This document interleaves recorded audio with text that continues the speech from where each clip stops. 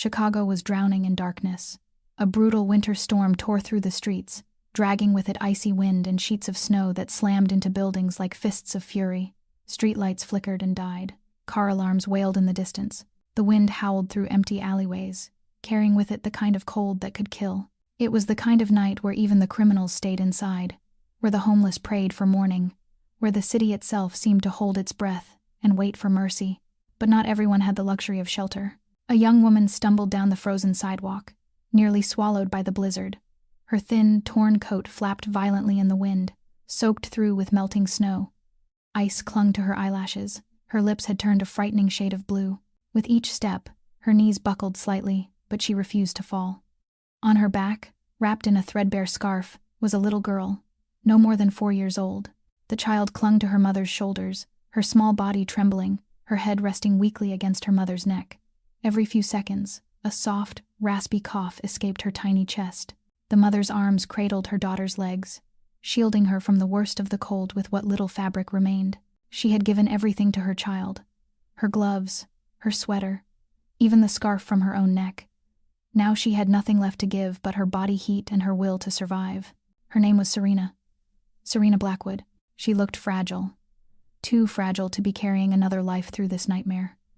Her long, dark brown hair clung to her face in frozen tangles. Her skin was deathly pale, her cheeks hollow, her green eyes shadowed with exhaustion and something deeper. Fear, desperation, but also defiance. Her boots, split at the soles, slipped on the icy pavement with every step. But her feet dug in, holding her steady. She had no choice. Every breath she took was for her daughter. Every shaking step forward was an act of love. Lightning tore across the sky, briefly illuminating her silhouette. Thin, trembling, but still upright, still fighting. In her mind, a voice from the past echoed, distant but clear. "You're going to be an incredible doctor one day, Serena. You have both the heart and the mind for it." Her professor had said that once, back when she had a scholarship, a future, a dream, back when the world still made sense. Now she had nothing. No roof, no food, no family, no hope. All she had was the little girl on her back. And somehow, impossibly, that was everything. "Just a little further, sweetheart," Serena whispered through cracked, bleeding lips. "We're almost there," but she didn't know where there was. She had been walking for hours. The shelter had turned them away. Full capacity, no room. Sorry, the church was locked. The bus station had security guards who chased the homeless away. She had nowhere left to go. The child stirred against her back. Her voice came out as a broken whisper, barely audible above the howling wind. "Mommy, I'm cold." Serena's heart shattered. She squeezed her daughter's legs tighter. "I know, baby, I know. Mommy's going to find us somewhere warm, I promise." But promises felt hollow when your body was failing, when your vision was blurring, when you couldn't feel your fingers anymore. And then she saw them, headlights. A convoy of black SUVs cut through the blizzard, their lights slicing through the white chaos like knives. They moved with purpose, with power, the kind of vehicles that belonged to people who owned the world. Serena watched them pass, one after another, their engines humming with warmth she could only dream of. The last SUV slowed. Inside, a man sat in the back seat, his face half hidden in shadow. He was returning from a meeting, a negotiation that had ended with blood on someone else's hands. His mind was elsewhere, calculating, planning, when something caught his eye through the frost-covered window. A woman, stumbling through the snow, carrying a child. He leaned forward, his dark eyes narrowing. Serena didn't notice the SUV had stopped. She didn't notice anything anymore except the fire in her lungs and the weight on her back and the desperate need to keep moving. One more step, just one more step. Her foot hit a patch of black ice. The world tilted. She fell hard, twisting her body mid-air to shield her daughter from the frozen ground. Her shoulder hit first, then her hip, then her head. Pain exploded through her body, white, hot, and blinding, but she didn't scream. She couldn't afford to scare her daughter. Instead, she wrapped her arms tighter around the child, curling into a protective ball even as the cold seeped into her bones. "Mommy!" The little girl was crying now, her tiny hands gripping her mother's coat. "Mommy, are you okay? Mommy, please get up." Serena tried. God, she tried. Her fingers scraped against the ice, seeking purchase. Her arms trembled as she pushed herself up, but her body had nothing left to give. She collapsed back onto the frozen pavement, her breath coming in short, desperate gasps. Snow began to cover them. "Mommy, I'm scared," Rosie whimpered, her voice barely a whisper. Serena pulled her daughter closer, pressing the child's face against her chest to shield her from the wind. Tears froze on her cheeks as she spoke, her voice cracking but steady. "I know, baby. I know you're scared." She kissed her daughter's frozen hair.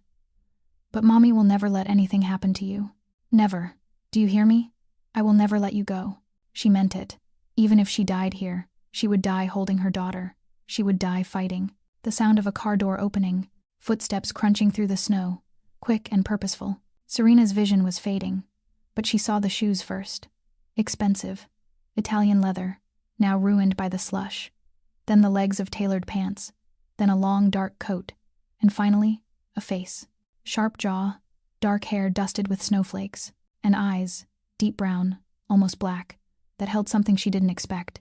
Not cruelty, not indifference. Concern. The man knelt beside her, his presence blocking the worst of the wind.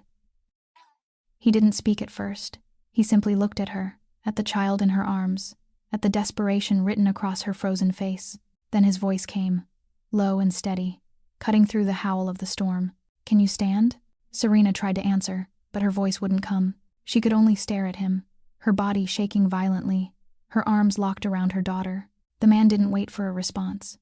He shrugged off his coat, a coat that probably cost more than everything Serena had ever owned, and draped it over them both. The warmth was immediate, almost painful against her frozen skin. "Enzo," he called over his shoulder, his voice sharp with authority. "Get the car, now." Behind him, another man moved quickly, pulling one of the SUVs closer. The stranger turned back to Serena. His eyes softened, just slightly, as he looked at the child still clinging to her mother's neck. "I'm going to pick you up," he said quietly. "Both of you. Don't fight me." Serena wanted to protest. Every instinct screamed at her to refuse help from a stranger, especially one who radiated power and danger the way this man did. But she had nothing left. No strength, no pride, only her daughter. She nodded once, barely perceptible. The man slid one arm beneath her knees, the other behind her back, and lifted them both as if they weighed nothing. Serena felt herself being carried through the snow, felt the warmth of his body against her frozen skin, felt her daughter's grip finally loosen just slightly. "Mommy," Rosie whispered, her eyes fluttering with exhaustion. "Is the angel taking us to heaven?" The man looked down at the child, something flickering across his face, something that looked almost like pain. "Not heaven," he said quietly. "Somewhere safe." The SUV door opened. Warm air rushed out. Serena was placed gently onto the heated leather seat, her daughter still in her arms. Blankets appeared from nowhere, wrapping around them both. Someone pressed a bottle of water into her trembling hands. The man slid in beside them, his dark eyes never leaving her face. "Drive," he said. The SUV pulled away from the curb, leaving the storm behind. Serena wanted to speak, wanted to ask who he was, where they were going, why he had stopped. But exhaustion was pulling her under, dragging her into darkness. The last thing she saw before she lost consciousness was his face, still watching her, still unreadable. The last thing she heard was her daughter's voice, small and sleepy and somehow hopeful. "Thank you, Mr. Angel." And then there was only warmth, and silence, and the distant sound of a heart beginning to beat again. Inside the SUV, Enzo glanced at his boss through the rearview mirror. 20 years he had worked for Dante Moretti. 20 years he had seen the man make deals, break enemies, build an empire from nothing. But he had never seen him pick up a stranger from the street. "Boss," Enzo said carefully. "Who is she?" Dante didn't answer immediately. His eyes were fixed on the woman in his arms, on the child curled against her chest, on the way she held her daughter even in unconsciousness, as if letting go was never an option. Finally, he spoke. His voice was quiet, almost soft. "I don't know." He looked out the window at the storm still raging outside. "But I'm going to find out." If this story touched your heart, hit that subscribe button and turn on notifications so you never miss a story. Every like, every share, every comment helps us bring more moments like this to life. Because sometimes, the darkest storms lead us exactly where we're meant to be. The SUV turned onto a tree-lined road. Bare branches lay heavy with snow. They glittered under the headlights, as if each limb were studded with crushed ice. Serena did not know how long they had been driving.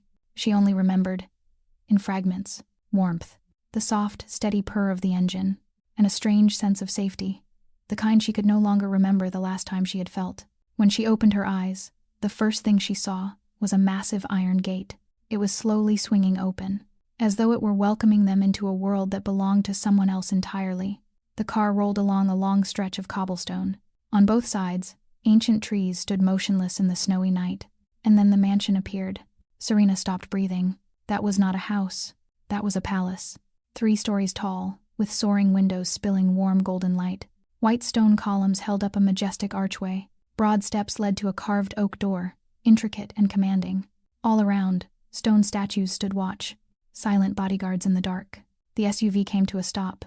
A door opened, and cold air rushed in, but only for an instant. The man, Dante, stepped out first. Then he turned back and offered his hand. Serena did not move. She held Rosie tight against her chest, her eyes darting everywhere at once. There were too many people. Men in black suits were scattered across the grounds. Their gazes were sharp. Their arms were folded in front of their chests, or their hands were tucked behind their backs in a way Serena knew well. They were carrying something. Her heart kicked and stumbled inside her ribs. Who was this man? Where was she? What had she done? Letting a stranger bring her here? Follow me. Dante's voice came out calm. Not a command, yet not an invitation either. She had no choice. Serena climbed out, Rosie in her arms. Her legs trembled as her feet met the cold stone steps. Rosie was still asleep. Her small, gentle breaths brushed Serena's neck, but now and then, that dry cough still slipped out. Serena followed Dante through the great doors, and stepped into a world she had never imagined she would enter. The main hall was enormous. A massive crystal chandelier hung beneath a high ceiling, pouring shimmering light onto polished marble floors. A spiral staircase of mahogany swept upward. Its railing was carved with delicate patterns. Oil paintings in gilded frames lined the walls, and in the corner, a fireplace crackled. Its heat drifted outward, soft and steady. Serena stood frozen at the threshold. She looked down at herself. A coat torn to rags, shoes worn through at the soles, still smeared with dirty snow, hair tangled, stiff with cold. She looked like a beggar who had wandered into a royal court. No, she was a beggar who had wandered into a royal court. Where am I? Her voice shook, breaking as she forced the words out. Who are you? What do you want from me? Dante turned to look at her. His face stayed unreadable, but those dark eyes paused on Rosie, lying still in her mother's arms. Only then did they shift to Serena. You are safe. He said it low and even. Your daughter is safe. That is the only thing you need to know right now. But you need to eat. You need to rest. The little one needs a doctor. Dante cut her off. Not harshly, just firmly. All your other questions can wait until tomorrow morning. Serena wanted to fight him, wanted to scream that she did not need anyone's pity, that she could take care of herself and her daughter, that she did not belong here. But in that moment, Rosie stirred in her arms. The child coughed. A deep cough, wet, frightening. And when Serena pressed her hand to Rosie's forehead, she felt heat rising like flame. She has a fever, Serena whispered. Her voice tightened with panic. A high fever, very high. Dante looked at the child. Then he turned to Enzo, who stood behind him. Call Dr. Sullivan, right now. Enzo nodded, and disappeared into the shadows. Dante faced Serena again, and this time, his voice softened, just a little, but enough for her to hear the difference. She will be fine, I promise. Serena did not know why, but she believed him. Maybe because she was too exhausted to doubt, maybe because she had no other choice, or maybe, just maybe, because in those dark eyes, she saw something she had not seen in anyone for the last 4 years. Honesty. 15 minutes later, the sound of a car engine rolled through the courtyard outside. Serena sat on a red velvet sofa in the living room, holding Rosie close against her body, her eyes never leaving her daughter for even a second. Rosie was awake now, but the clear blue of her eyes had turned dull. Her lids drooped, heavy with exhaustion. Her skin looked paper white, except for the unnatural flush burning on both cheeks. Her coughing was getting worse. Each cough sounded like it was tearing through a small chest, and after every fit, Rosie gasped, struggling, as if there was not enough air left in the world for her to pull in. The living room door opened. A man with salt and pepper hair stepped inside. He was tall and lean, wearing a black coat, carrying a dark brown leather bag. His face was composed. His eyes were sharp, but not cold. And when he saw Serena holding the child, he gave a small nod, as if he understood the situation at once. This is Dr. Sullivan, Dante said from behind him, his voice still low and even, just as before. He will examine your daughter. Dr. Sullivan came closer. He set his bag on the table and lowered himself onto one knee in front of Serena. He looked at her with a steady, reassuring gaze. May I see the little one? Serena nodded. But her arms did not loosen around Rosie. Dr. Sullivan did not rush her. He gently placed his hand on Rosie's forehead, then took a stethoscope from his bag. When he pressed it to the child's chest, his expression slowly tightened. He listened on the left, then on the right, then back to the left again. With every passing second, Serena felt her heart draw tighter, as if something invisible were winding around it. How long has she been coughing like this? Dr. Sullivan asked, his eyes still on Rosie. 2 days, Serena whispered. At first it was only a light cough. I thought it was just a cold. But last night she started to run a fever, and today, her voice caught. She could not finish. Dr. Sullivan nodded. Then he took out a digital thermometer and gently placed it in Rosie's ear. A few seconds later, it beeped. He looked at the number, and Serena saw his eyebrows draw together slightly. 105 degrees. He said, calm but grave. She has pneumonia. A fairly severe case. I can hear wet crackles in both lungs. Serena's world collapsed. Pneumonia. The word struck inside her head like a funeral bell. She knew what pneumonia was. She had once been a medical student. She knew what severe pneumonia could mean for a malnourished child, a 4-year-old with a weak immune system. No, she whispered, her voice shaking. No, no, no. Please, please save my child. I will do anything. Take everything I have. I have nothing, but I will do anything. Please, do not let my child die. Her tears spilled out. Uncontrollable. She had fought for 4 years. She had gone hungry so her daughter could eat. She had slept on the streets so her daughter could have a bed and a shelter. She had sacrificed everything, piece by piece, bit by bit, until there was nothing left to give. But she could not lose Rosie. She could not. Rosie was everything she had. Rosie was the only reason she was still alive. Dr. Sullivan placed a hand on her shoulder, his voice gentle but firm. Listen to me. This is severe pneumonia, but it can be treated. I am going to start an intravenous line and antibiotics right now. With the right care, she will recover. Serena looked up, her eyes swollen and soaked with tears. Really? You promise? I do not make empty promises, a different voice answered. Serena turned her head. Dante stood near the fireplace. Firelight played across his angular face, carving it into alternating shadow and glow. He had been there the whole time, watching in silence. And now, as he stepped closer, Serena saw something in those dark eyes. Not pity, not curiosity. Understanding, as if he knew exactly what she was feeling, as if he had stood where she stood, had begged for another life, had tasted that numbing fear of nearly losing the person he loved most. She will be fine, Dante said, his voice low and steady as stone. I will make sure of it. Serena stared at him, a stranger, with unreadable eyes and a presence that filled the room. She did not know who he was. She did not know why he was helping her. She did not know what price she would be forced to pay. But in that moment, with Rosie coughing violently in her arms, and Dr. Sullivan preparing his medical supplies, Serena did not care. She only needed her daughter to live. That was all. Thank you, she whispered, her voice breaking. Thank you. Dante did not answer. He only nodded once, then turned away, leaving Dr. Sullivan to work. But before he stepped out of the room, he paused at the doorway. He looked back one more time. His gaze lingered on Serena, on the way she clutched her tiny daughter, on the tears still sliding down her hollow cheeks, and for a moment, only a moment, the coldness on his face seemed to melt. Then he walked out, the door closing behind him. But Serena knew he was still somewhere close. She could feel his presence, solid and dependable, like a rock in the middle of a storm, and for the first time in 4 long years, she allowed herself to believe in someone else. It was very late at night. Outside the window, the blizzard still had not stopped screaming. White snow lashed the glass, as if it wanted to break through and force its way inside. But in the warm room on the 2nd floor of the Moretti estate, Serena heard nothing except Rosie's steady breathing and the soft beep of a heart monitor.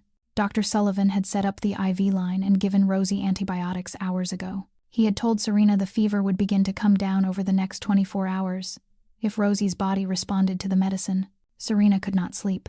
She sat beside the large bed dressed in spotless white sheets, where Rosie lay. Her hand held her daughter's tiny hand in a tight grip.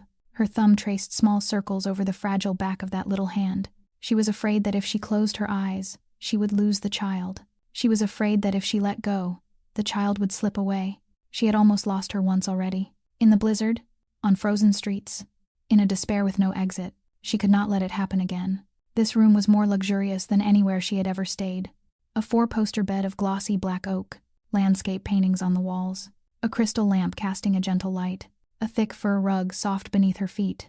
Everything was beautiful, expensive, and completely foreign.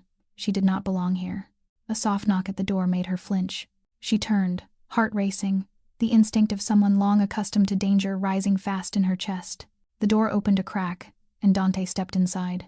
He had changed from the black suit into a dark gray shirt. His sleeves were rolled to his elbows, exposing forearms built with strength. In his hands was a wooden tray.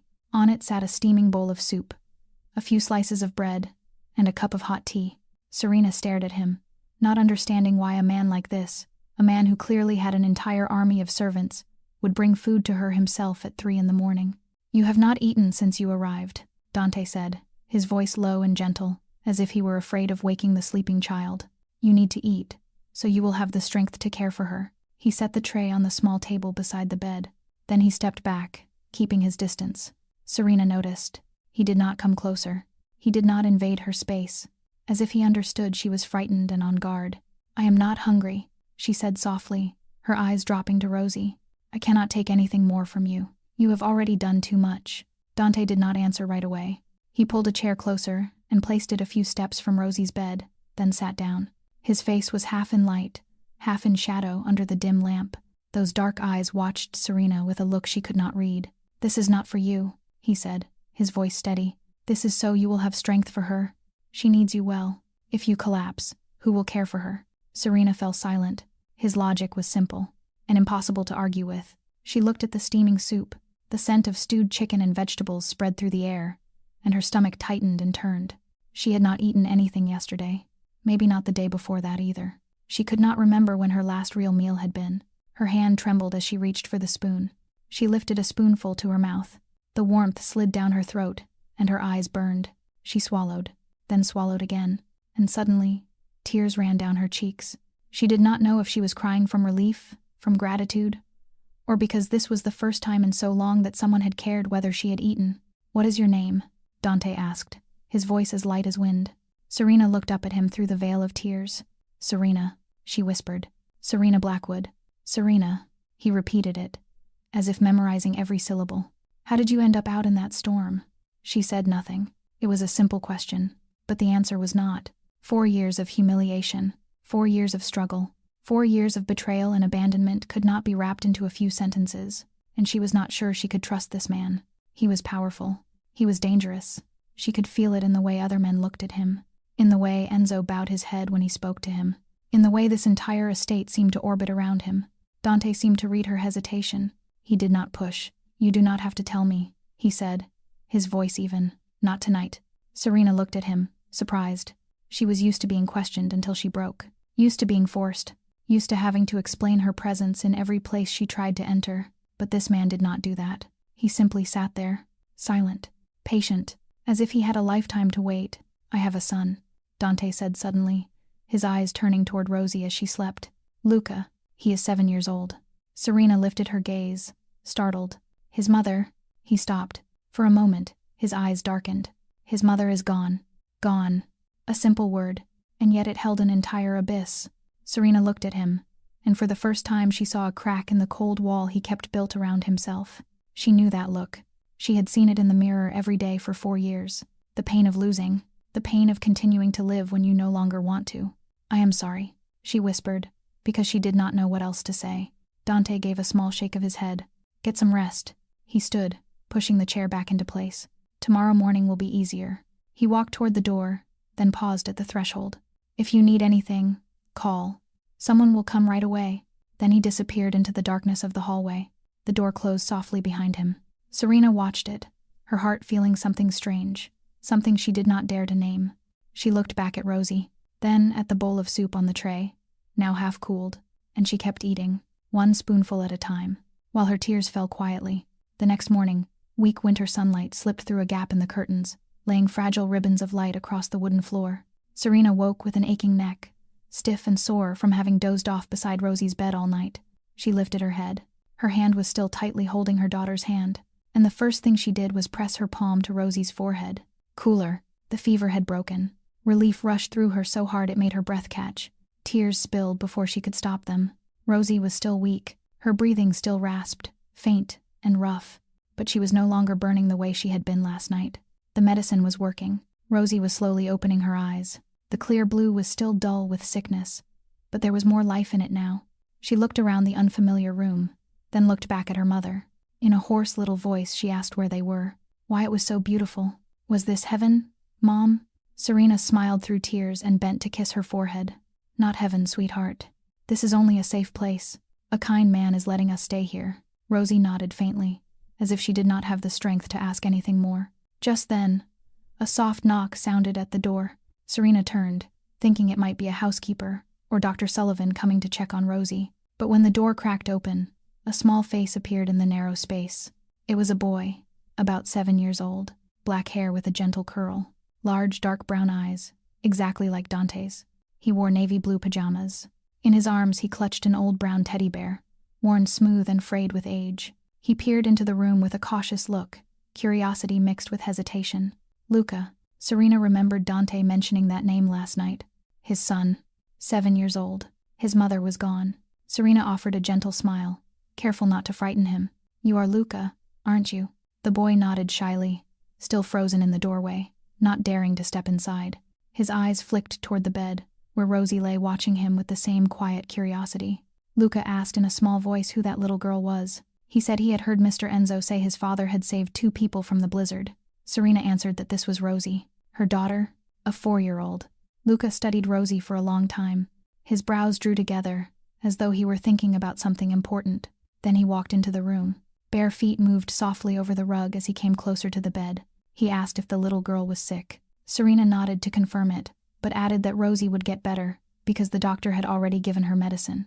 What happened next stunned Serena completely. Luca placed his teddy bear on the bed, right beside Rosie. He did it carefully, as if he were afraid of hurting her. He spoke with solemn seriousness. This is Bruno. Bruno will protect her. Bruno always chases away nightmares. My mom said so. Before she left, Serena's heart tightened at those words. She looked at the boy, at the old bear that was clearly his most precious thing, at the way he was willing to give away something that mattered so much to a person he had never met. She asked softly if he did not need to keep Bruno. Luca shook his head and said he was big now, 7 years old now. Bruno was needed more by someone else.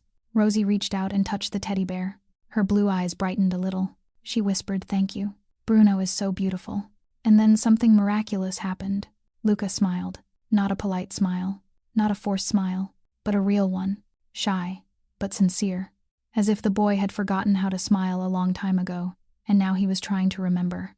No one in the room realized Dante was standing in the hallway, where the darkness hid his form. He had come to check on Rosie, as he had instructed Dr. Sullivan to report to him. But when he saw Luca in the room, he stopped and watched.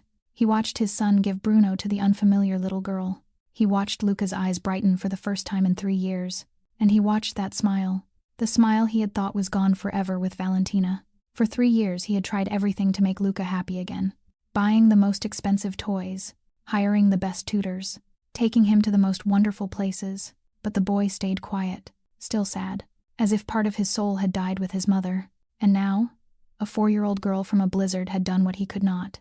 Dante leaned his back against the hallway wall. His throat tightened. He lifted a hand and rubbed his eyes, and realized they were stinging. Inside the room, Luca was asking Rosie if she liked being told stories. Rosie nodded, a weak smile resting on her lips. The 2 children did not know they were beginning to mend wounds that adults could never reach. 3 days had passed since that fateful night of the blizzard. Rosie had recovered noticeably. The fever was completely gone, and she had started eating again, even though she was still weak. Dr. Sullivan came to examine her every day, and he always left with a satisfied smile. Luca stopped by Rosie's room each morning, bringing comic books and fairy tales to read aloud. The 2 children had grown close, as if they had known each other their whole lives. But while everyone in the estate slowly adjusted to the presence of the mother and child, Serena could not allow herself to sit still. She was used to waking before dawn, used to working without pause just to survive, used to never accepting help without finding some way to give something back. The thought that she was living off another person's kindness, doing nothing in return, gnawed at her each night. That morning, when the clock had only just reached 5 o'clock, and the entire estate still lay buried in sleep, Serena slipped quietly from the bed. She checked on Rosie one last time. The child was sleeping deeply, Bruno clutched tight in her arms. Then Serena opened the door and stepped out in silence. The hallway was dark and still, lit only by the faint glow of nightlights. She followed the stairs down, her footsteps nearly soundless on the thick velvet carpet. The Moretti kitchen made her stop for a moment, stunned. It was spacious, modern, filled with high-end appliances she had only ever seen in magazines. A massive double-door refrigerator, a 6-burner induction cooktop, a white marble island, and polished copper pots and pans hanging neatly from a rack. But Serena did not let herself stare for long. She rolled up her sleeves, opened the refrigerator, and began to gather ingredients. Eggs, butter, flour, fresh milk, bacon, cheese. Her hands moved with practiced ease, as if they had never left the restaurant kitchen where she had once worked. She beat the eggs, mixed the batter, fried bacon until it turned crisp, made golden pancakes, warm and fragrant. The scent of melting butter and freshly brewed coffee spread through the kitchen. It slipped into the hallway. It drifted up the staircase. As she was arranging strips of bacon on a plate, footsteps behind her made her turn. A middle-aged woman in a housekeeper's uniform stood in the kitchen doorway. Her eyes were wide with shock. She stared at Serena as if she were looking at a creature from another planet, her mouth stumbling over words as she asked what Serena was doing in there, who had given her permission to enter the kitchen. Serena answered calmly that she only wanted to help. She was not used to doing nothing, and she wanted to repay, at least in part, the help this family had given her and her child. The housekeeper fell silent for a moment. Then she turned away with a puzzled expression. Serena did not care. She kept working. She set the dining table, arranged the plates neatly, poured hot coffee into a carafe. She wanted to prove she was not a burden, that she had value, that she deserved to be here, even if only temporarily. 15 minutes later, another set of footsteps sounded. This time they were heavier, more certain. Serena lifted her head and saw Dante standing in the kitchen doorway. He wore a white shirt, not fully buttoned yet. His sleeves were rolled up.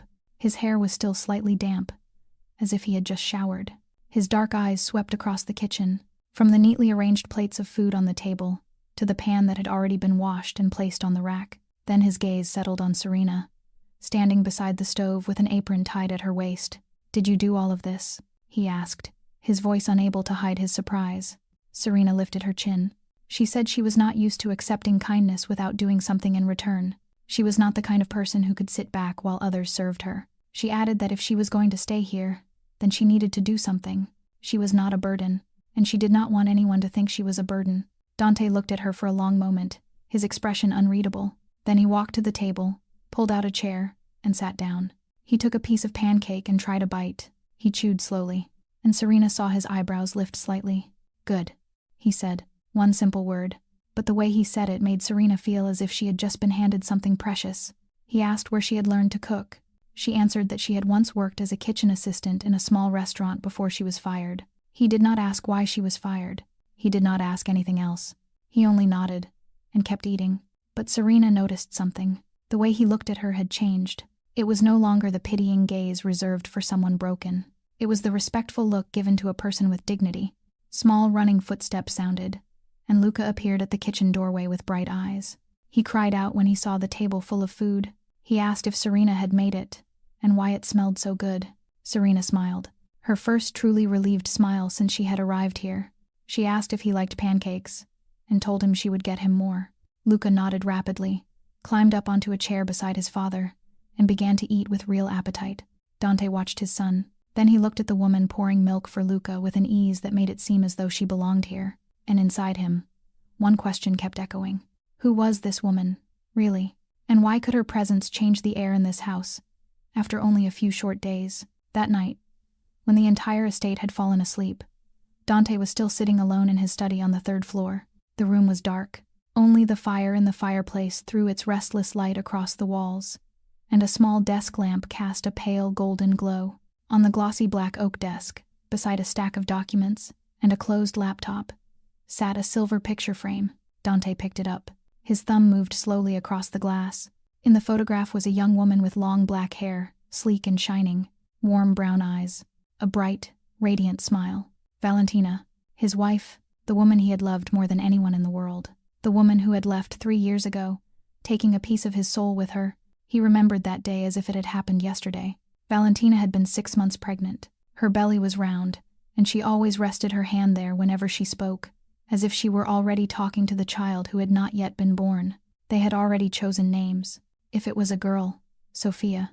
If it was a boy, Marco.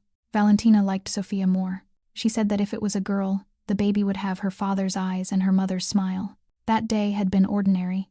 Valentina wanted to shop for the baby. She was eager to decorate the nursery, even though Dante had told her he could have other people do it. But she insisted on choosing everything herself. Every little item, every pillow, every stuffed animal. Dante could refuse her nothing, so he let her go with 2 bodyguards while he handled an important meeting. It was the biggest mistake of his life. Marcus Kane, his enemy, had been waiting for an opening like that for a long time. He did not dare face Dante directly, but he knew exactly where Dante's weakness was. He sent men to stop Valentina's car on the way back, in broad daylight, on crowded streets. The 2 bodyguards were shot dead before they could even draw their weapons. And Valentina, she never had a chance. Dante received the call in the middle of the meeting. Enzo's voice trembled on the other end of the line. Something that had never happened in the 20 years Enzo had worked for him. Dante drove to the scene. He broke every traffic law. And when he arrived, she was still there, on the sidewalk, lying in a pool of her own blood. He gathered her into his arms, not caring that blood soaked through his suit. He called her name. He begged her to open her eyes. He promised he would do anything if she would just wake up, but she did not open her eyes. She never opened them again. And the child in her womb, the child they had named, the child they had dreamed of, the child they had loved before it had even been born, left with her. Dante set the frame back down. His hand tightened into a fist. After Valentina's funeral, he changed. The warmth inside him died with her. He became colder, more ruthless, more dangerous than he had ever been. He hunted Marcus Kane and the men who had carried it out. Kane paid for it. He paid dearly. But it did not bring Valentina back. Nothing could bring her back. Luca, his son, had been 4 years old when he lost his mother. The boy asked why his mother did not come home. He asked where she had gone. He asked when she would return. Dante did not know how to answer. He could only hold his son and stay silent, letting tears fall without being able to form a single word. After that, Luca was no longer the lively, joyful boy he had been. He grew quiet, withdrawn, and slowly, the smile disappeared from that innocent face. Dante tried everything to make his son happy again, but he failed. He believed he was not capable of being a good father, not capable of filling the emptiness Valentina had left behind. He made a promise to himself. No one would ever enter his heart again, not because he could no longer love, but because he was too afraid to lose one more time. The study door suddenly swung open, pulling Dante out of the current of memory. Enzo stepped inside, his face as serious as always. He reported that his men had completed the background investigation on the woman, and there were a few interesting things Dante should know. Dante nodded, motioning for Enzo to sit, but before Enzo could speak, Dante turned his head toward the window, where snow was still falling softly in the night. He thought of Serena, of how she had held her child in the blizzard, of those eyes, desperate, but refusing to surrender, of the way she rose early to cook, only to prove she was not a burden. And he thought of this morning, when for the first time in 3 years, he had heard Luca's laughter in the kitchen. What would Valentina want him to do, if she were here? He did not know the answer, but he knew this. Even though his mind warned him to be careful, his heart, the heart he had believed had died 3 years ago, was beginning to beat again, to a new rhythm. A week after Serena and Rosie arrived at the Moretti estate, Luca caught a cold. It was only a mild one, probably from running around in the garden too long in the bitter weather, but he still had a low fever and a dry cough. Dante had to leave for an important meeting that could not be postponed, and even though he called Dr. Sullivan to come and check on the boy, he could not settle his nerves as he prepared to leave the house. Serena saw the worry in his eyes as he stood at the door, looking toward the staircase that led to Luca's room upstairs. She stepped closer. Her voice was gentle, but firm. She told him she would take care of the boy, that he could go in peace, that she knew what to do. Dante looked at her for a long moment, those dark eyes measuring her, as if weighing whether he should trust her at all.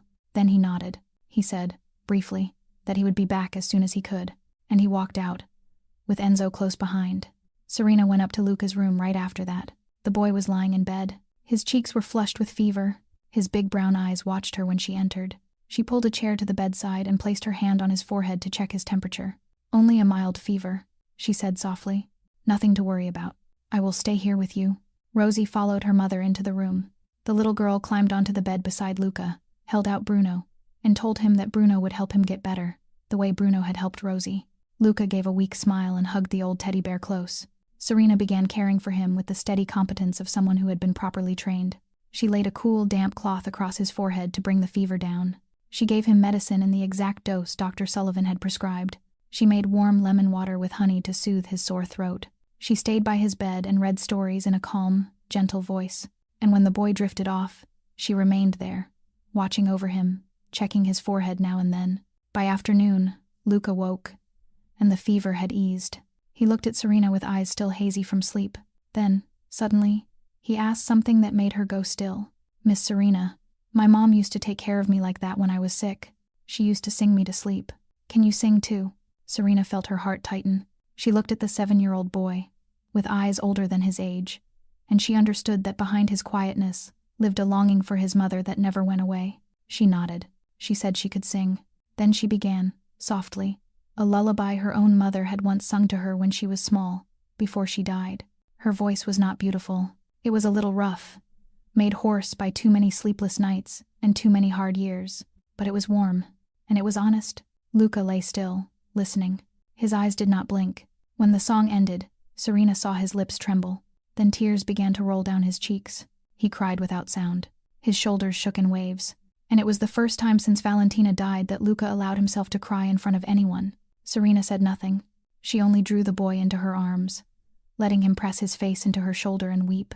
She stroked his hair and whispered that it was all right, that he should cry, that letting it out would help, that she was here. Rosie sat beside them. She did not understand what was happening, but instinct made her reach out and take Luca's hand, as if to say he was not alone.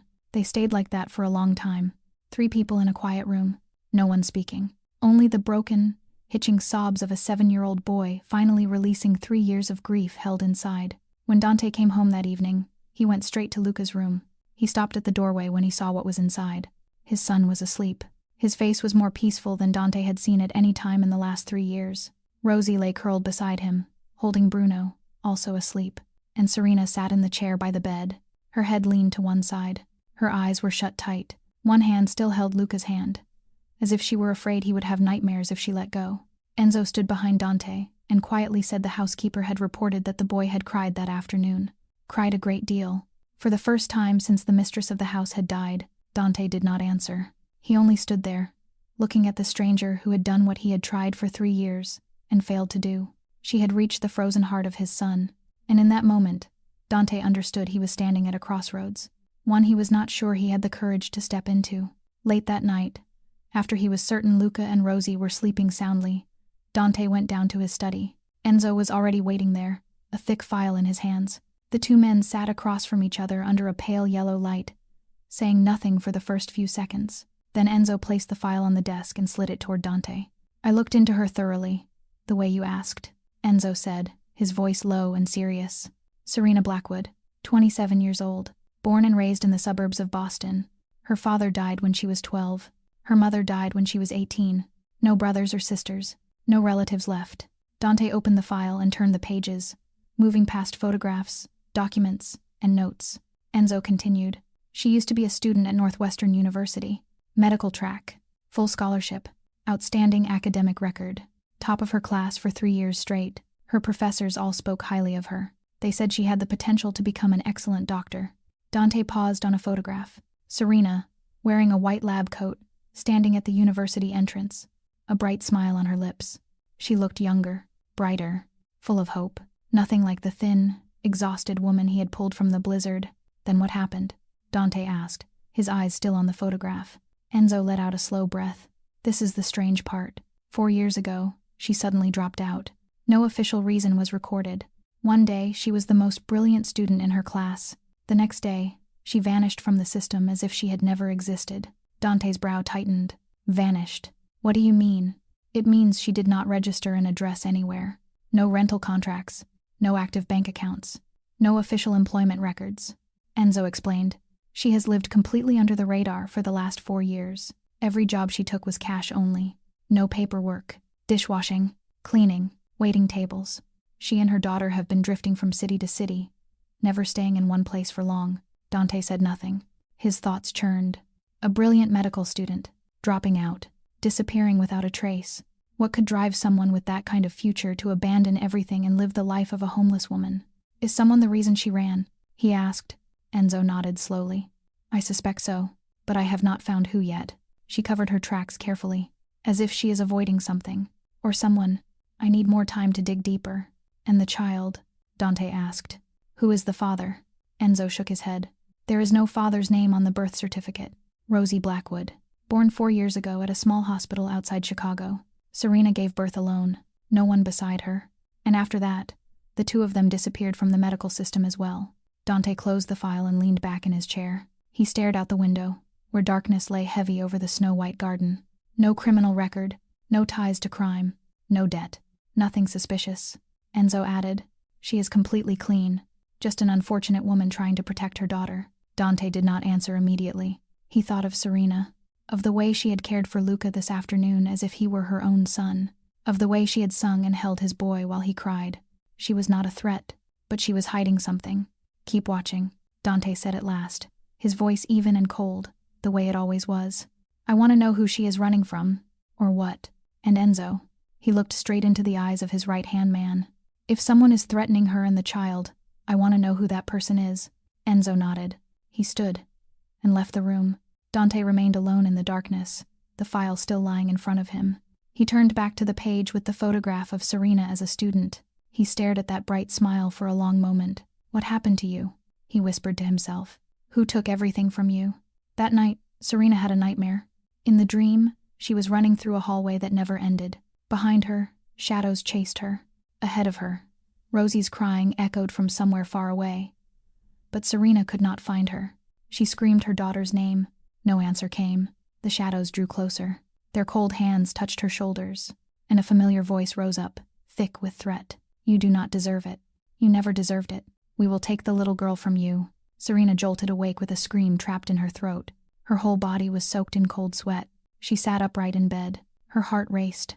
Her breath came hard and fast, as if she had just run a marathon. Darkness pressed in around her. For a moment she could not remember where she was. Then she turned her head.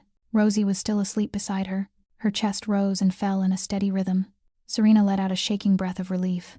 It was only a nightmare. Only a nightmare. She lifted a hand to cover her mouth, trying to hold back the sob that was rising in her chest. But tears spilled anyway. And even as she tried to be silent, her shoulders trembled in waves. A soft knock at the door made her flinch. She wiped at her tears quickly. But before she could steady herself, the door cracked open. Dante stood in the doorway. His tall frame was outlined by the dim light from the hall. Are you all right? He asked quietly. I heard a noise. Serena shook her head. Her voice trembled as she said it was nothing. Just a nightmare. She told him she was sorry she had woken him. Dante was silent for a moment. Then he stepped into the room, pulled a chair closer, set it a few steps from the bed, and sat down. He did not speak. He did not question her. He did not push. He simply stayed. His presence steady and calm, like a rock in fast-moving water. Serena looked at him, and suddenly she felt tired all the way down to the bone. Tired of having to be strong. Tired of hiding. Tired of enduring everything alone for 4 long years.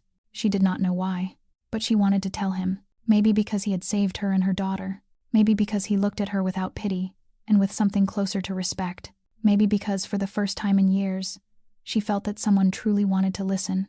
She began to speak, her voice barely above a whisper. She told him about her student days, about her dream of becoming a doctor, about the full scholarship she had fought so hard to win. Then she told him about Tyler Harrison. He was the son of a rich and powerful family in Boston. His father was a well-known senator. His mother came from old, prestigious blood. He studied medicine too. He was handsome, charming, sweet. He said he loved her. He proposed. He promised her the world. She believed him. She loved him with the whole, innocent heart of a young woman falling in love for the first time. Then she became pregnant. She told him, happy, believing it would be the beginning of the family life she had always dreamed of. But Tyler vanished. No call. No message. No explanation. One day he was there. The next day it was as if he had never existed. She tried to find him, but the Harrison family met her with a team of lawyers. They threatened her. They said that if she did not disappear, they would destroy her, and they did exactly that. They framed her for cheating on an exam. They took her scholarship away. They had her expelled. They smeared her name in front of professors and classmates, turning her from the top student into a liar in everyone's eyes. They slammed every door in her face, until she could not find a decent job anywhere. And they threatened her again. If she dared to speak the truth, They would take the little girl from her. Serena stopped. Her voice turned bitter and tight. Tears ran down her cheeks, and she did not bother to wipe them away. She went on. She said she had been running for 4 years. She did not stay anywhere for long. She never registered a permanent address. She never used a bank account, because she was afraid they would find her. She lived on cash jobs. She slept in the cheapest places she could find. She spent her last pennies on her daughter. She only wanted to protect Rosie. That was all she had. Dante did not move while Serena spoke. His face stayed unreadable, but his hand had tightened into a fist on the arm of the chair. When she finished, he asked only one question. His voice was low, soft in volume, yet edged with something dangerous. Tyler Harrison. Serena lifted her head to look at him. In his dark eyes, she saw a spark of fire that made her stomach drop. She shook her head quickly. She pleaded with him not to do anything. She said she only wanted to forget. She only wanted peace with her daughter. Dante looked at her for a long time. Then he nodded, slowly. He said he would not do anything unless she asked him to. But Serena could see it anyway. Something in his eyes had shifted. He no longer looked at her with pity. He looked at her with the respect given to a fighter. And in that moment, with darkness wrapped around them, and Rosie still sleeping beside her, Serena felt part of the weight on her shoulders begin to lift. For the first time in 4 years, she had told the truth to someone, and that person did not turn away and leave. 2 weeks after that night of quiet confessions, life inside the Moretti estate slowly found a new rhythm. Rosie was completely well again. Her laughter rang through the house every day. Luca and Rosie had become inseparable. The 7-year-old cared for the 4-year-old as if she were his own little sister. Serena kept waking early to cook, to clean, to look after the children, and no one in the house treated her like a guest anymore. Even Dante had grown used to seeing her every morning in the kitchen, brown hair tied neatly at the nape of her neck, hands moving quickly as she prepared breakfast.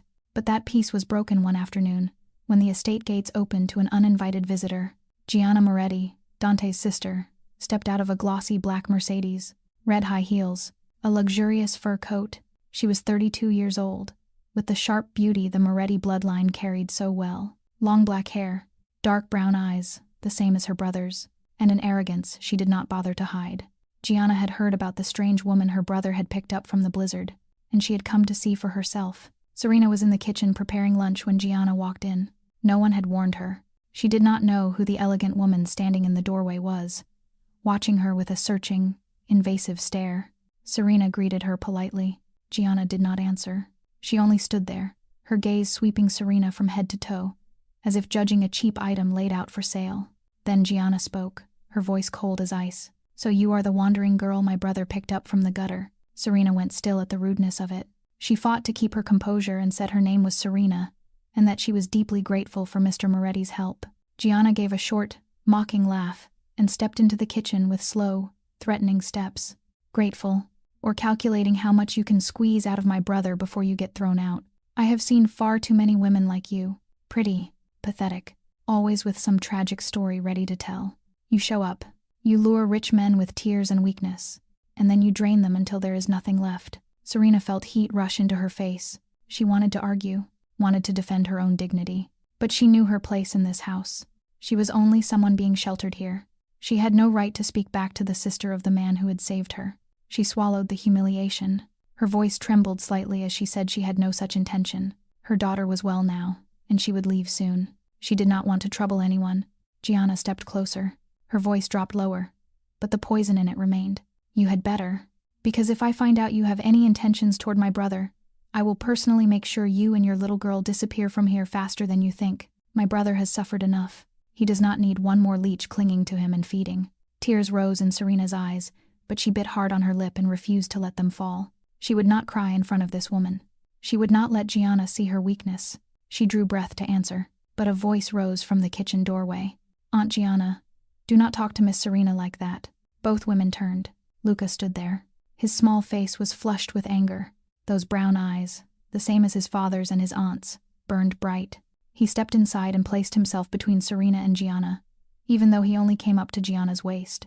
He went on, his voice shaking with emotion, but forcing itself to be brave. "Miss Serena is not a bad person. She took care of me when I was sick. She sang me to sleep. She makes the best breakfast I have ever eaten. Do not send her away." Gianna stared at her nephew, stunned. For 3 years, since Valentina died, Luca had barely spoken to anyone but his father. He had been quiet, withdrawn, like a small ghost wandering through a huge estate. And now that boy was standing here, defending a strange woman with all the courage a 7-year-old could hold. Luca reached for Serena's hand and looked up at her with eyes slightly wet. "Miss Serena, can you stay? I do not want you to go. Rosie does not want you to go either." Serena knelt down and pulled the boy into her arms, and at last her tears fell. She whispered, "Thank you. Thank you for protecting me." Gianna stood there. Her face remained cold, but something in her eyes shifted, unsteady for the first time. She did not say anything else. She only turned on her heel and walked out of the kitchen, her high heels clicking against the stone floor. She went to find Dante. She needed to speak to her brother, but deep down, Gianna already knew she had just witnessed something she could not deny. A boy who had been frozen for 3 years had just spoken up to defend a woman, and that meant more than any explanation ever could. After the confrontation with Gianna, Dante called his sister into his study and spoke to her in private. No one knew what was said between them. But when Gianna left that afternoon, the way she looked at Serena was less cold.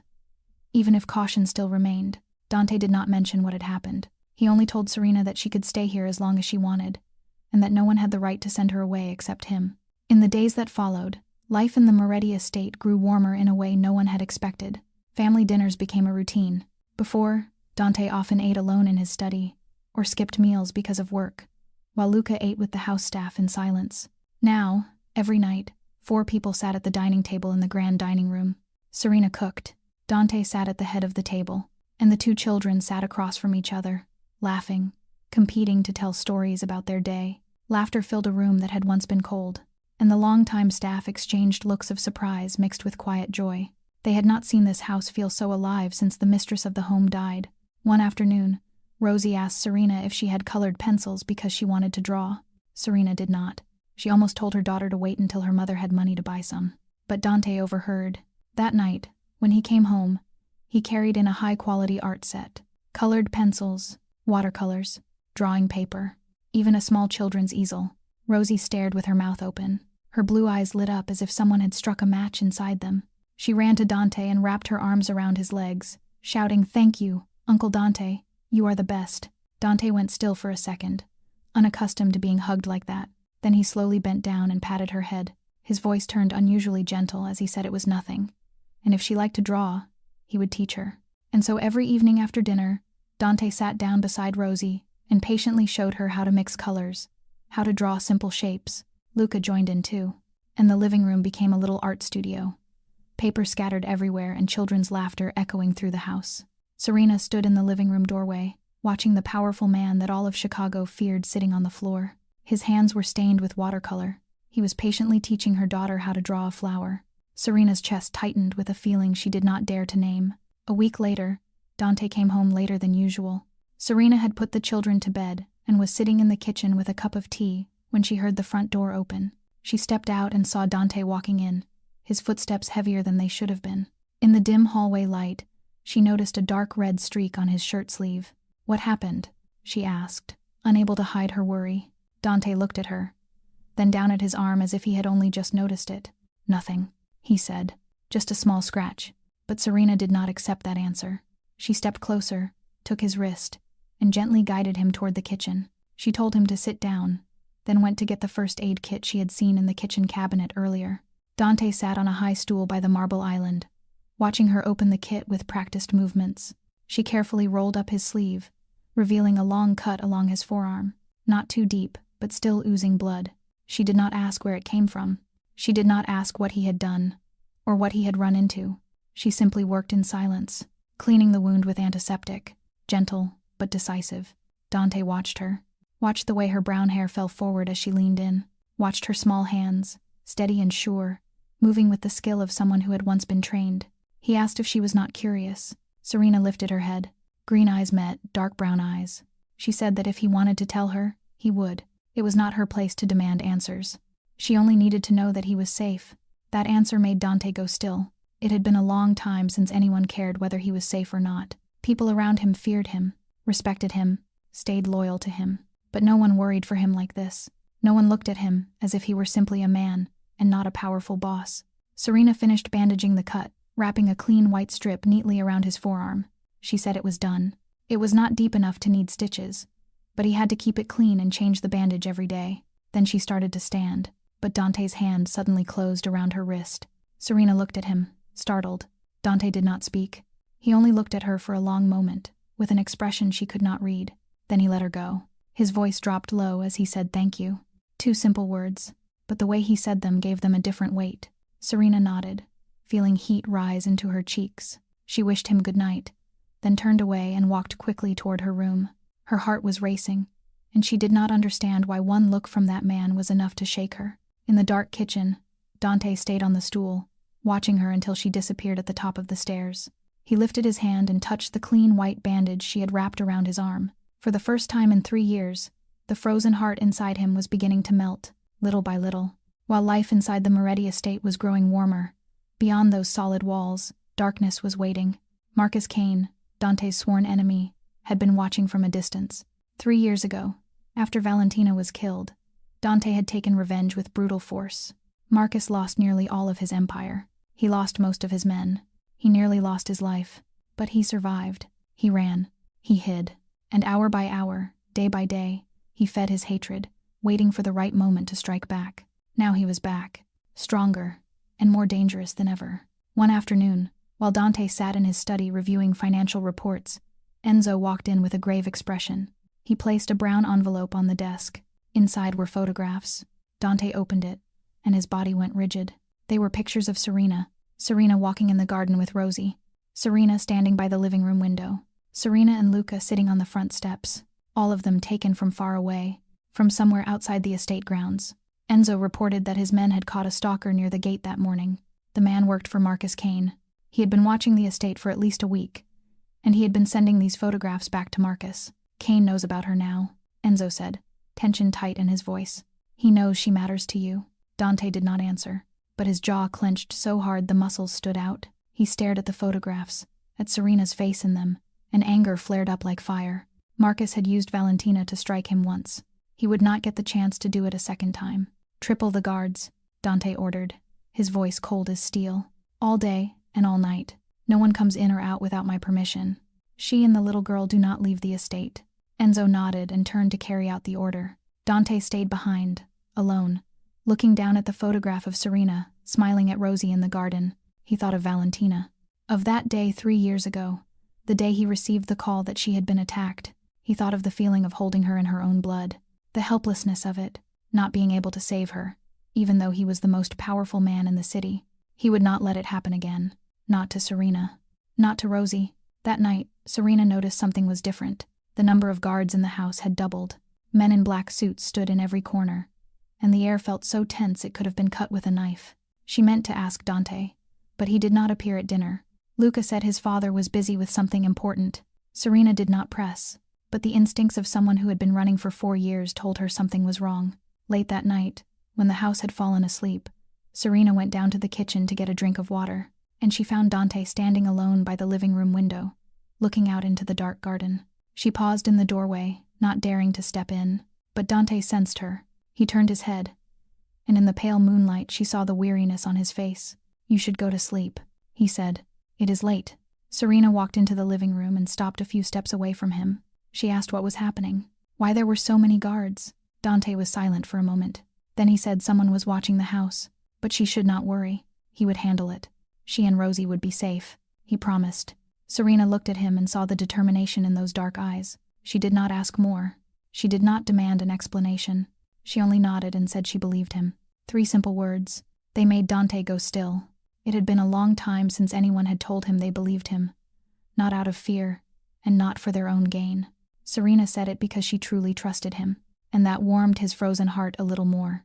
But at the same time, it frightened him, because he knew that if Marcus Kane touched her and her daughter, he would not know what kind of monster he would become. 3 days after that late-night conversation, Serena tried to live normally, even though she knew something was happening outside the walls of the estate. She kept cooking. She kept caring for the 2 children. She forced herself to stay calm in front of Rosie, so the little girl would not worry. But the instincts of someone who had been running for 4 years would not let her truly relax. She noticed the small changes, the guards' sharpened eyes, the way they stood closer to the windows, the way they checked their phones again and again, as if they were waiting for something. One afternoon, Serena stood in the living room and looked out at the garden, blanketed in white snow, and then she saw movement on the far side of the iron gate. She stepped closer to the window and narrowed her eyes, trying to see clearly. A man in a black coat stood outside the gate. In his hand was something long and black, pointed toward the house. It could have been a phone. It could have been a camera. Or it could have been something far worse. Serena's heart began to pound out of control. She backed away from the window. Her spine hit the wall. Her breathing turned fast and shallow. Memories of 4 years of running crashed over her like a flood. Every time she thought she was safe, every time she started to believe she could stop, they found her again. The Harrison family had found her twice before, and both times she had grabbed Rosie and fled into the night. Serena shot up the stairs, running to the room where Rosie was taking her afternoon nap. Rosie lay still, holding Bruno, unaware of the panic swallowing her mother whole. Serena stopped in the doorway. Her hands were shaking. She forced herself to control her breath. She had to stay calm. She had to think. Should she grab Rosie and run? But run where? And what if that man was not sent by the Harrison family at all? Footsteps behind her made her whirl around. Dante stood at the end of the hallway, watching her with a searching stare. "What is it?" he asked, his voice low and steady, as it always was. Serena tried to speak, but her voice shook. She told him about the man outside the gate, about the long black object in his hand, about the fear squeezing the breath from her lungs. She asked if it was someone from the Harrison family. If they had found her. Dante stepped closer. He placed both hands on her shoulders, holding her still. "Look at me," he said. Serena lifted her head. Green eyes filled with tears met dark brown eyes that did not waver. "That is not Harrison," Dante said. "I looked into that family. They are not moving. The man you saw belongs to another group. An enemy of mine, not yours." Serena froze. An enemy of his. She remembered the changes. The increased guards, the tight, strained air in the house, and Dante's words from that night, that someone was watching the estate. "Why are they watching?" she asked. Dante was silent for a moment before he answered. "Because they know you are here," he said. "They know you matter to me, and they will use anything to strike at me.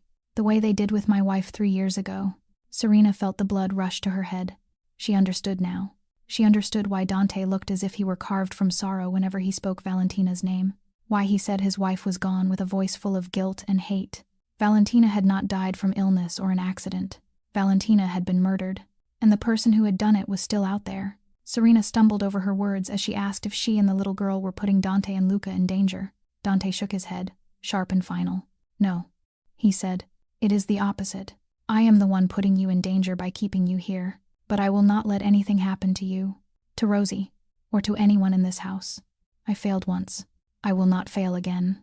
The way he spoke that last line made Serena understand this was not only a promise, it was an oath, and a man like Dante Moretti did not swear empty oaths. Serena nodded, forcing herself to swallow the fear. She said she would do whatever he told her to do to keep Rosie and Luca safe. She would not leave the estate. She would not do anything foolish. She believed him. Dante looked at her, and in that moment, she saw something soft pass through those eyes that were usually cold. "You are very brave," he said. Serena answered that she had no choice. She was a mother, and mothers had to be strong for their children. Dante did not say anything else. He only nodded and walked away, but his hand lingered on her shoulder for 1 extra second, as if he were trying to give her strength, before he finally let go and left. While Serena and Dante were dealing with the threat of Marcus Kane, a ghost from Serena's past was also moving quietly toward Chicago. Tyler Harrison, the son of Senator Harrison, the man who had abandoned her when she was pregnant 4 years ago, had heard where she was living now. One morning, while Serena was feeding Rosie breakfast in the kitchen, her phone vibrated. A message from an unknown number. When she opened it and read, the blood in her body seemed to freeze solid. The message said that he knew where she was now. He knew about our daughter. He was coming to see her. "And do not think you can hide forever. Tyler." Serena's hand shook so badly she nearly dropped the phone. She looked at Rosie. The little girl was happily eating pancakes, chocolate sauce smeared at the corners of her mouth, unaware of the storm about to crash down. Serena forced herself to swallow her fear. She forced her face into something that looked normal, so her child would not worry. But inside her, the memories from 4 years ago came rushing back like floodwater. She remembered the day Tyler vanished without a word of goodbye. She remembered the threats from the Harrison family, the way they used money and power to crush her life. She remembered nights of crying alone in a cheap rented room, her hand on the swelling curve of her belly, wondering how she would ever raise this baby. And now he was back. After 4 years of silence, he suddenly wanted to claim her daughter. Serena knew this was not because he loved Rosie. He had never even seen the child. This was about control, about a wounded ego, about him refusing to accept that she could live well without him. She kept it from Dante. She did not want to burden him when he was already facing Marcus Kane. She told herself she could handle it. She could ignore the messages, and Tyler would give up. But she was wrong. 2 days later, while she was sitting in the living room reading to Rosie and Luca, a housekeeper came in and said there was a visitor who wanted to see her. Serena was surprised. She did not know anyone in Chicago outside the people in this house. She told the children to stay where they were, then walked toward the main living room. And when she saw who was standing there, it felt as if someone had punched her in the stomach. Tyler Harrison. He stood in the middle of the luxurious living room of the Moretti estate. He wore an expensive gray suit. His hair was neatly styled. That familiar smile rested on his mouth, polished and false. He looked more successful, more refined, but his eyes were still the same as they had always been. Cold, calculating. He said hello, Serena. He said it had been a long time. He said she looked so different now. He said living with a rich man really changes a person. Serena stood frozen at the doorway, her heart pounding as if it wanted to break out of her chest. She could not understand how he had gotten inside. Then she remembered. Tyler was a senator's son. He had connections with police and city officials, and maybe the guards did not dare stop someone with a name like his. She forced her voice to stay steady and asked what he wanted. Tyler stepped closer. His eyes swept across the room as if he were pricing every object in it. He said he wanted to see his daughter. He said he had the right to see his child, and he had found the best lawyer to make sure his rights were protected. Rage flared in Serena's chest. She clenched her teeth and said he had given up that right 4 years ago, the day he abandoned her and the unborn child. She said he had no rights to Rosie. She said he was not a father to that little girl, because a father never abandons his child. Tyler gave a thin smile, a smile she had once found charming, and that now made her feel sick. He said the law did not see it that way. He said he had a DNA test proving he was the biological father, and if she did not cooperate, he would take it to court. A homeless mother living off the charity of a notorious mob boss, compared to a respectable senator's family. She could figure out on her own which side the court would choose. Serena felt as if hands had closed around her throat. He knew about Dante. He knew who Dante was, and he was using that knowledge against her. She stumbled over her words as she told him to get out. She told him to never come near her daughter, but Tyler only smiled. He said she would receive a court summons this week, and he advised her to think carefully before doing anything foolish. Then he turned and walked out, leaving Serena standing there, shaking, tears streaming down her face. She had been running for 4 years to protect Rosie from the Harrison family. And now, when she thought she had finally found a safe place, when she thought everything would be all right, the past had caught up with her. She did not know what to do. She did not know who to tell. She only knew one thing. She would never let Tyler Harrison lay a hand on her daughter, even if it cost her her life. That night, Serena could not sleep. She lay beside Rosie, watching the child sleep under the dim nightlight, and her mind spun with 1,000 thoughts. Since Tyler left that afternoon, she had forced herself to act normal in front of everyone. She still cooked dinner. She still smiled at Luca and Rosie. She still spoke with Dante, even though her voice trembled slightly. But inside, she was falling apart. Tyler would not stop. She knew the Harrison family too well. They were powerful, and they never accepted defeat. If Tyler had decided he wanted custody, he would use every method he could to get it. And his threat, that he would use Dante's identity against her, would not leave her mind. She thought about Dante, about everything he had done for her and Rosie for more than a month now. He had saved them from the blizzard. He had given them a place to live. He had treated Rosie. He had protected them from Marcus Kane. He had brought Luca's smile back. He had turned a cold estate into something that felt like a home. And now, because of her, he could be dragged into a legal war with the family of a senator. If Tyler made her connection to Dante public, if he took this into court, Dante's reputation would be damaged. Police would watch him more closely. His enemies would gain another weapon to use against him. And Luca could be caught in the fallout. She could not let that happen. She could not let her presence harm the people who had treated her with such kindness. And there was Marcus Kane too. If she stayed, she would become Dante's weakness. His enemy already knew about her, had watched her, and would gladly use her to strike at him. She remembered what Dante had said about Valentina, how his wife had been killed simply because she was the person he loved. Serena did not want to become a second Valentina. She did not want Dante to suffer one more time because of her. The decision formed in her chaos at around 2 a.m. She would leave. She would take Rosie far away, to a place no one could find them, and start over. She had done it before, more than once. She could do it again. Serena slowly sat up, careful not to wake Rosie. She took a sheet of paper and a pen from the drawer, sat at the small table by the window, and began to write by pale moonlight. She wrote that she was sorry to leave without saying goodbye.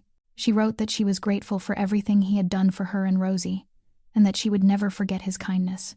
She wrote that she had to go because her presence was putting him and Luca in danger, that things from her past were returning, and she did not want to drag him into it. She asked him not to look for her. She said it was best for everyone, and at the end of the letter, she wrote that he should tell Luca she was sorry, that she and Rosie would remember him always, and that Bruno would always protect him, the way he had protected Rosie. She signed her name at the bottom, and when she set the pen down, tears had already dripped onto the page, blurring the final words. She packed quickly. She did not have much.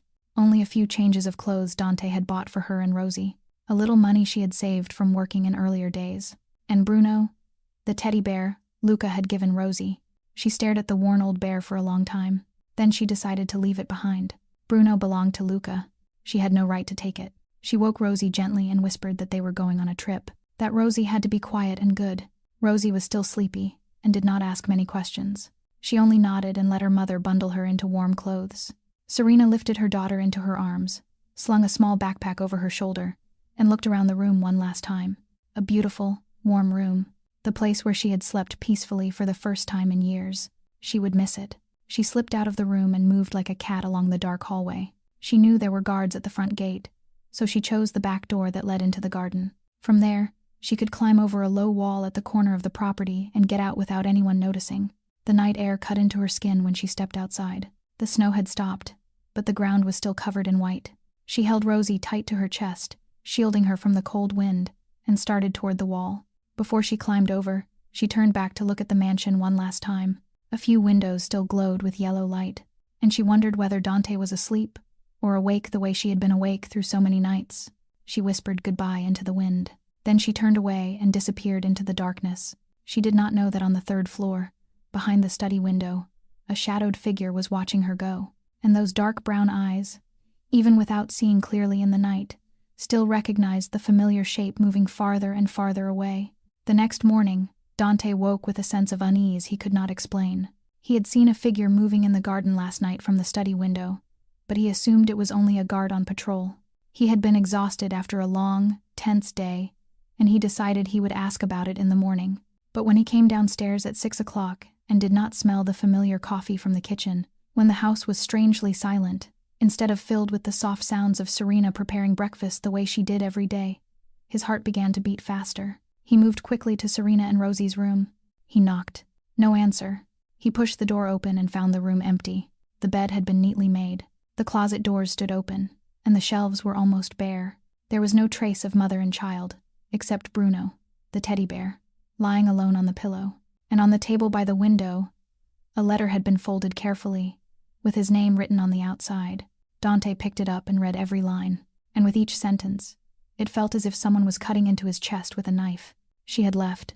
She had left because she believed she was putting him and Luca in danger. She had left without a word, without giving him a chance to explain, without giving him a chance to protect her. He crushed the letter in his fist. Then he opened it again, smoothing it flat, reading it once more as if he could force the words to change. But the lines remained, and the dried tear stains on the paper were a reminder that she had cried while writing them. "Enzo," Dante shouted, his voice echoing through the estate. Enzo appeared within seconds, worry on his face when he saw the expression on his boss's. Dante gave the order in a voice stripped of emotion, cold and sharp as steel. "She left last night. Mobilize everyone. Check every shelter, every bus station, every church, every place a homeless woman might hide. Find her. Find her now." Enzo nodded and disappeared to carry out the command. Dante stood alone in the empty room, looking around at the familiar things that now felt stripped of the warmth of the person who had lived there. He picked up Bruno, the worn old bear Luca had given Rosie, and he understood why Serena had left it behind. She wanted to return what was not hers. She did not want to take anything that belonged to him. Small footsteps ran along the hallway, and Dante turned. Luca stood in the doorway. His hair was tousled from sleep. His eyes were still heavy with it, but they were wide with panic. "Dad, where are Miss Serena and Rosie? Why is the room empty? Why is Bruno here if Rosie is not here?" Dante did not know what to say. He only stood there with the teddy bear in his hand, and for the first time in his life, he felt truly powerless. He was the most powerful man in Chicago, He could make the entire city tremble with a single nod. But he could not keep one woman and one child beside him. Luca stepped into the room, looking around as his fear grew. He ran to the closet and pulled it open, finding it empty. He ran to the bed and threw back the blanket, searching. Then he turned back to Dante, and those dark brown eyes that matched his father's began to fill with red. "They left, didn't they, Dad?" Luca asked, his voice shaking. "Like Mom left. They are not coming back, are they?" The question went through Dante like a blade. He dropped to his knees and pulled his son into his arms, feeling the small body trembling in waves. Luca began to cry, not the quiet, hitching sobs from the last time he cried in Serena's arms. This was the shattered crying of a child losing something precious. He cried for Rosie. He cried for Miss Serena to come back. He cried, asking why people always left without telling him. Dante held his son tightly. His eyes burned, but he did not allow himself to cry. He whispered into Luca's ear that he would find them, that he would bring them home, that he promised. He did not know if he could keep that promise, but he knew he would do anything to try. He handed Luca to the house staff to watch over him. Then he drove out of the estate, joining the search himself. He checked shelter after shelter, church after church, street corner after street corner, where he thought Serena might go. He asked homeless people. He asked street vendors. He asked anyone who might have seen a brown-haired woman carrying a 4-year-old child. But no one knew. No one had seen them. It was as if they had vanished into the air. 12 hours passed, and Dante still did not stop searching. He sat in his car, parked beside a small park covered in snow, staring at swings moving back and forth in the bitter wind. He thought of Valentina, of that night 3 years ago when he had driven through the city searching for her too, and when he found her, it had been too late. He could not let that happen again. He whispered into the darkness, "Please let her be safe. Please let her wait until I find her." And for the first time in many years, Dante Moretti prayed. Serena walked through the entire night and the whole next day, Rosie strapped against her back the way she had been on that fateful blizzard night. She made her way to a small church in the outskirts of Chicago, a place she hoped no one knew, a place where she could shelter for a little while before finding a way to leave the city. The priest was an elderly, kind man. He allowed Serena and Rosie to sleep in the small room for pilgrims behind the church. Rosie was so exhausted she fell asleep the moment her head touched the narrow bed. But Serena could not sleep.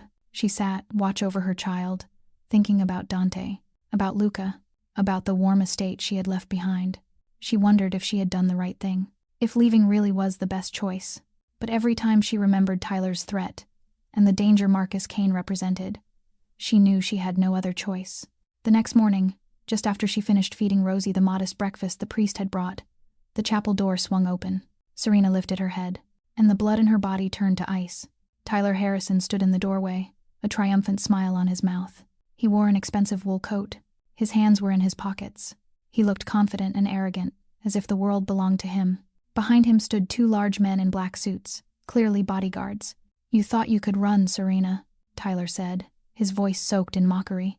"Did you forget my family has eyes everywhere? A homeless girl carrying a child around is not hard to find."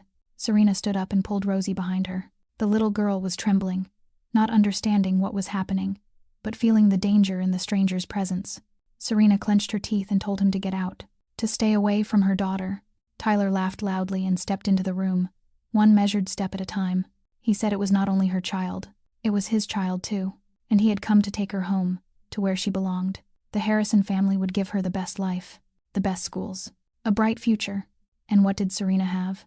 She was a homeless woman, a failed mother, someone who could not even give her child a proper roof. Every word was a blade driven into Serena's heart, but she did not step back. She stood tall. She looked straight into his eyes. Her voice shook, but it held. Rosie belonged to her. She had given birth alone, raised her alone for 4 years, while he lived in luxury without caring at all. He had no rights here. Tyler lost patience. He lunged forward, grabbed Serena's arm, and yanked hard enough to make her stumble. "Enough," he roared. "You can do this the easy way or the hard way. Either way, I am taking the girl. Now let go so my men can take her. Or I will call the police and tell them you kidnapped a child." Rosie screamed. The sound ripped through Serena like broken glass. The little girl clung to her mother's legs, crying and begging, saying she was scared, telling her mother not to let that man take her. Serena fought to pull away. She tried to shove Tyler back, but he was too strong. She screamed at him to let go. She screamed at him not to touch her child. And at that moment, an engine sounded outside. A car door slammed. Footsteps came fast and decisive. The chapel door burst open again. Dante walked in, followed by Enzo and 3 other men. He did not look at Tyler. He did not look at Tyler's guards. He went straight to Serena, his dark brown eyes cut to Tyler's hand gripping her arm. And in that instant, his gaze turned so cold the air in the room felt as if it froze. "Let her go," Dante said. His voice was low and even, not loud, but it carried the weight of an order no one dared refuse. Tyler turned, and the moment he saw the man standing in front of him, he faltered. He knew who Dante Moretti was. All of Chicago knew who Dante Moretti was, but Tyler forced himself to appear calm. He said this was his family matter, not involving outsiders. He advised Dante to stay out of it. Dante stepped closer. Now he was directly in front of Tyler, half a head taller, looking down with open contempt. He said Serena was not Tyler's family matter. She is mine, and if you do not let her go in 3 seconds, you will have to learn how to write with your other hand. Tyler stared into Dante's eyes and understood this was not an empty threat. It was a promise. He saw death there. He saw a kind of ruthlessness without limits. A man who would do anything to protect what he claimed as his. Tyler's hand began to shake. He released Serena as if her skin were burning coal. Enzo stepped forward, stopping beside Tyler with a cold smile. Mr. Enzo gently reminded him that his boss was being very generous by giving him the chance to leave, and advised him to accept that generosity before it disappeared. Tyler backed away, face drained white. He stammered that it was not over. He said they would meet again. Then he turned and fled outside, his bodyguards following like dogs with their tails tucked. When the sound of Tyler's engine faded into the distance, Dante finally turned to Serena. She stood trembling, tears streaming down her face, one arm wrapped tight around Rosie, who was sobbing in her mother's embrace. Dante stepped closer. Without a word, he pulled both of them into his arms. Serena collapsed against his chest. A broken sob escaped her, beyond control. She said she was sorry. She said she was sorry for leaving. Sorry for not telling him. Dante did not answer. He only held her tighter, one hand smoothing her hair, one arm supporting Rosie as well. And when Rosie lifted her tear-soaked face and looked at him, calling Uncle Dante in a choked little voice, Dante felt his heart break and mend at the same time. "Let us go home," Dante whispered into Serena's hair. Home. The black SUV rolled smoothly along the snow-covered road, carrying them back to the Moretti estate. Serena sat in the back seat. Rosie had fallen asleep in her arms after crying too much. Dante sat beside her, silent, looking out the window, but his hand rested lightly on the back of her seat, a reassurance that did not need words. Once they were in the car, Serena tried to explain. She tried to tell him why she had left. She told him about Tyler, about the threats, about her fear that her presence would bring more trouble to Dante when he was already dealing with Marcus Kane. She said she did not want to be a burden. She did not want to become his weakness. She did not want Luca to be hurt because of her. Dante listened without interrupting. When she finished, he turned to look at her. And in those dark brown eyes was something she had never seen before. He said she was never a burden. He said that from the day she arrived, the house had become a home.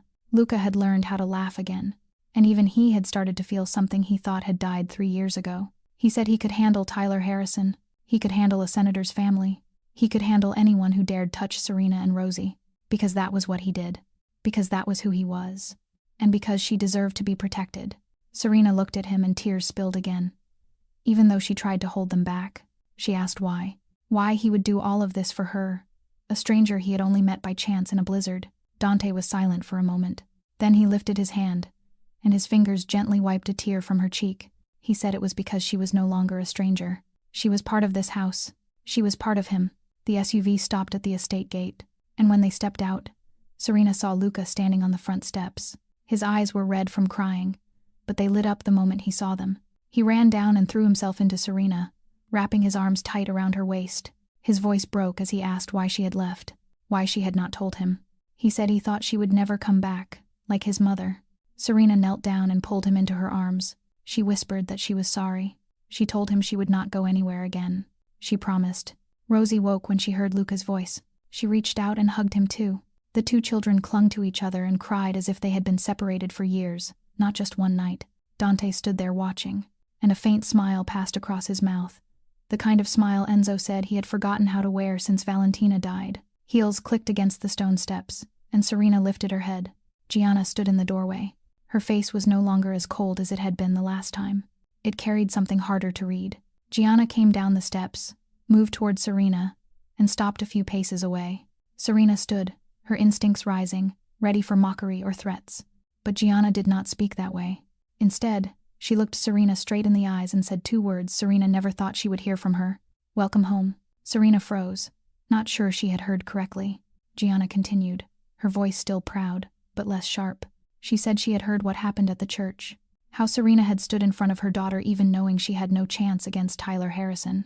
She said she had been wrong to judge Serena as an opportunist. An opportunist would cling to Gianna's brother for protection. An opportunist would not slip away in the middle of the night to avoid bringing danger to others. She said Serena was a brave mother, and Luca needed someone like her in his life. Serena did not know what to say.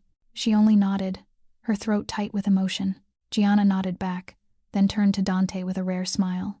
She told him to hold on to Serena, to not lose her again. Then she turned and went inside, leaving the 4 of them on the steps under the pale gold of late afternoon.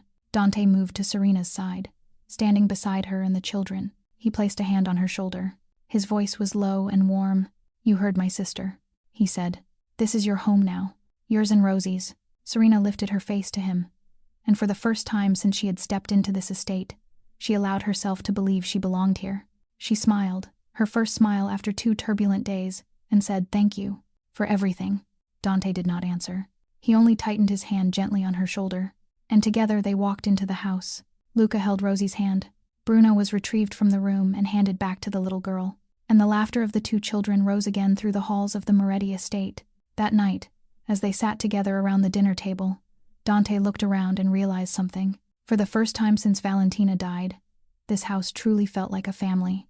A year later, spring had arrived in Chicago, sweeping away the last traces of the harsh winter. The trees in the Moretti estate garden were budding and turning green. Tulips of every color bloomed along the path, and each morning, birdsong drifted through the air like a living symphony. Serena stood in front of the mirror in her bedroom, adjusting the pure white graduation gown.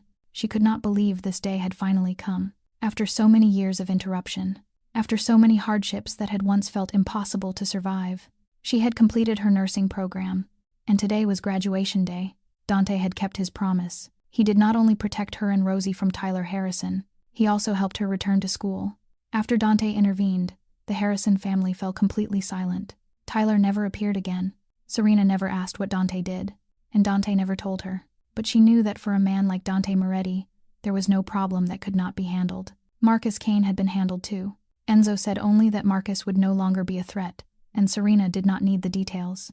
All she knew was that for the first time in her life, she felt truly safe. The graduation ceremony took place in the morning. When Serena stepped onto the stage to receive her diploma, she looked down at the audience and saw them there. Dante, in an elegant black suit, Luca and Rosie seated on either side of him. Both children waved and cheered when her name was called.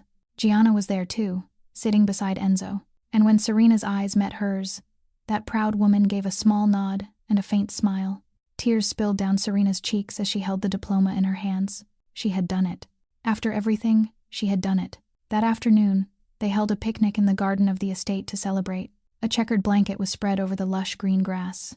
The picnic basket was packed with delicious food, and the late afternoon sunlight poured over everything like honey. Luca and Rosie chased each other around the garden, their laughter ringing out like the clearest notes of... Rosie was 5 now, healthy and bursting with energy, with no trace left of the fragile little girl who had once coughed and struggled through that blizzard night. Luca was 8 now, and he was nothing like the quiet, sorrowful child Serena had first met. He laughed more, he spoke more, and he cared for Rosie as if she were his own little sister. Serena sat on the blanket, leaning back against Dante, watching the 2 children play. A strange peace settled in her chest, a peace she had once believed she would never have. "Are you happy?" Dante asked, his voice warm in her ear. She turned to look at him and smiled. "I am happy. For the first time in my life, I am truly happy." They did not marry. There was no engagement, no diamond ring, but none of that mattered. What mattered was that they were together, and with each passing day, the bond between them grew deeper. Just then, Rosie came running over, cheeks flushed from play, eyes bright and sparkling. She climbed into Dante's lap, wrapped her arms around his neck, then lifted her face and looked at him with clear blue eyes. "Uncle Dante," she said, her voice innocent and bright. "Can I call you Dad? The way Luca calls you." For a moment, the air seemed to freeze. Serena stopped breathing. Her heart beat so hard she could hear it in her ears. She looked at Dante and saw his dark brown eyes shining with something she could only call emotion. Dante looked down at the little girl in his arms, then looked at Serena as if asking permission. Serena nodded. Tears were already sliding down her cheeks before she even realized they were there. Dante looked back at Rosie, and his voice trembled slightly as he answered. "You can call me Dad, little angel, if you want to." Rosie squealed with joy. She hugged Dante tighter and kissed his cheek. "I love you, Dad. You are my hero." Luca ran over at that moment. When he heard Rosie say Dad, he stopped and looked at Serena with hesitation. Then he came closer, sat down beside her, and took her hand. "Miss Serena," Luca said, his small voice soft and shaking. "Can I call you Mom? I know my mom is in heaven, but I do not think she will be angry if I have another mom here." Serena cried out loud. She pulled the boy into her arms and held him tight. She told him yes, he could call her Mom. She said she would love him like her own son. She promised. The four of them sat together on the picnic blanket under the warm golden light, holding one another like a real family. No shared blood, no legal papers, but they were family. A family formed from suffering, from loss, and from unconditional love. Serena lifted her eyes to the blue sky and whispered inside her heart, "Some storms do not come to destroy us. They come to carry away what does not belong to us, and to bring us to where we truly belong." Dante found her on the worst blizzard night of her life. He did not only save her, he gave her a family, and inside his world of darkness and danger, she found her light. Because sometimes, the safest place is not the place where there is no storm. It is the place where someone loves you enough to stand in the rain with you. This story brings us a deep lesson about the strength of love and the resilience of the human spirit. Even if life pushes us into circumstances that seem the most hopeless, as long as we do not give up, as long as we keep walking for the people we love, light will appear where we least expect it. Serena lost everything, but she never lost her love for her daughter, and that love guided her to the family she deserved to have. If this story touched your heart, please take a second to subscribe to our channel, press like, and share this video with the people you love. Every subscription, every like, every share is a great encouragement that helps us continue bringing meaningful stories to you each day. How did this story make you feel? Have you ever faced storms in your own life? And how did you make it through? We truly hope to hear your heartfelt thoughts in the comments below. Every story you share is precious, and we believe that when we share, we spread more love and hope into this world together. Thank you sincerely for taking the time to follow this story. We wish you and your loved ones good health, a joyful life, and days filled with peace and happiness. Remember this: no matter how fierce the storm is, there will always be someone willing to stand beside you. Goodbye, and we will see you again in the next video.